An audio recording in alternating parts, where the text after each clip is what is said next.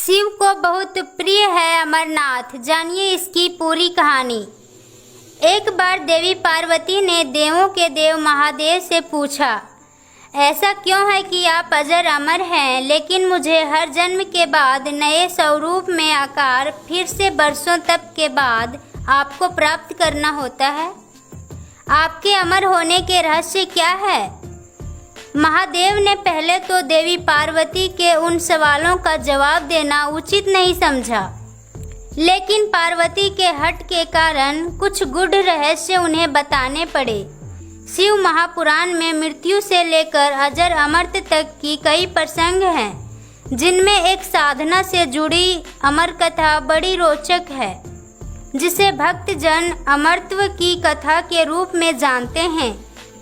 हर वर्ष हिमालय में अमरनाथ, कैलाश और मानसरोवर तीर्थ स्थलों में लाखों श्रद्धालु पहुंचते हैं, सैकड़ों किलोमीटर की पैदल यात्रा करते हैं।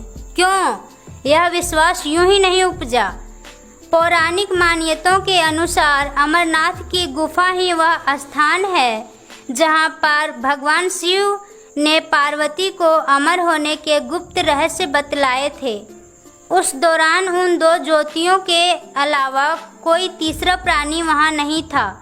न महादेव का नंदी और ना ही उनका नाग, ना सिर पे गंगा और ना ही गणपति या फिर कार्तिकेय। नंदी को पहलगाम पर छोड़ा। गुप्त स्थान की तलाश में महादेव ने अपने वाहन नंदी को सबसे पहले छोड़ा। नंदी जिस जगह पर छूटा उसे ही पहलगाम कहा जाने लगा। अमरनाथ यात्रा यहीं से शुरू होती है। यहाँ से थोड़ा आगे चलने पर शिवजी ने अपने जटाओं से चंद्रमा को अलग कर दिया। जिस जगह ऐसा किया वह चंदनवाड़ी कहलाती है। इसके बाद गंगा जी को पंचतरणी में और कंठाभूषण सर्पों को शेषनाग पर छोड़ दिया। इस प्रकार इस पड़ाव का नाम शेषनाग पड़ा। अगले पड़ाव पर गणेश छूटे। अमरनाथ यात्रा में पहलगाम के बाद अगला पड़ाव है गणेश टॉप। मान्यता है कि शिव ने एकांत की तलाश में इसी स्थान पर अपने पुत्र गणेश को छोड़ा था।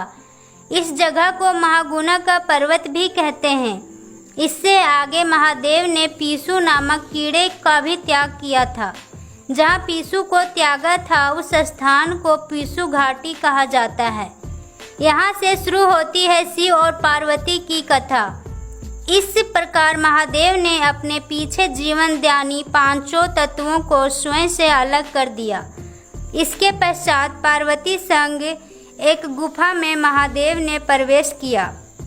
कोई तीसरा प्राणी यानी कोई व्यक्ति, पशु या पक्षी गुफा के अंदर घुसकर कथा को ना सुन सके, इसलिए उन्होंने चारों ओर अग्नि प्रज्वलित कर दी।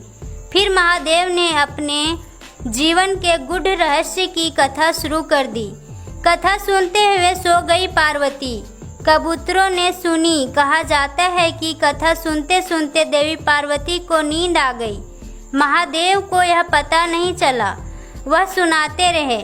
उस समय दो सफ़ेद कबूतर कथा सुन रहे थे और बीच बीच में गुटुरगु की आवाज़ निकाल रहे थे। महादेव को लगा कि पार्वती कथा सुन रही है। दोनों कबूतर सुनते रहे। कथा समाप्त होने पर महादेव का ध्यान पार्वती पर गया तो उन्हें पता चला कि वो तो सो रही है, तो कथा कौन सुन रहा था। उनकी दृष्टि तब उन दोनों कबूतर पर पड़ती है। महादेव को क्रोध आ गया। वहीं कबूतर का जोड़ा उनकी शरण में आकर बोला, भगवान, हमने आपसे अमर कथा सुनी है। यदि आप हमें मार देंगे तो यह कथा झूठी हो जाएगी।